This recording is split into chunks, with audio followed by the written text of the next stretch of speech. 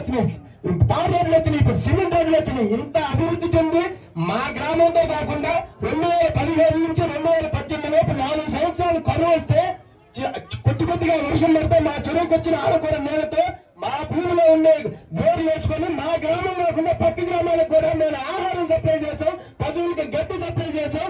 ఇంత అభివృద్ధి మేము చెందున్నాం. మాకు ఇంతకన్నా అభివృద్ధి అవసరం లేదు. అభివృద్ధి అంటే అందరూ సంతోషంగా ఉండాలి, కానీ రైతులు నాశనం అయిపోయిన తర్వాత అభివృద్ధి అవసరమే లేదు. రైతు కంట కన్నీరు పెడితే అది రాజ్యం అయినా ప్రభుత్వం అయినా కుటుంబం అయినా కూలిపోద్ది. ఖచ్చితంగా చెప్తున్నాను, రైతు కంట కన్నీరు పెట్టి దయచేసి. ఇంకొక విషయం సార్, మా గ్రామం 15,000 నుంచి 16,000 మంది ఉంటారు. మొన్న రోడ్డు మీదకి అనుకోకుండా వస్తే 3-4 మంది వచ్చారు. ఈ రోజు అనుకోని వస్తే 5-6 మంది వచ్చారు. మీరు కనుక మళ్ళీ మమ్మల్ని గ్రామ సభ పెట్టి మాకు ఇట్లా ఇబ్బంది కలిగిస్తామంటే మేము కావాలని అనుకోని వస్తే 16,000 మంది వస్తాం. ఈసారి ఖచ్చితంగా వస్తాం. దయచేసి మా ఆలోచనను అర్థం చేసుకోమని ప్రార్థిస్తున్నాం.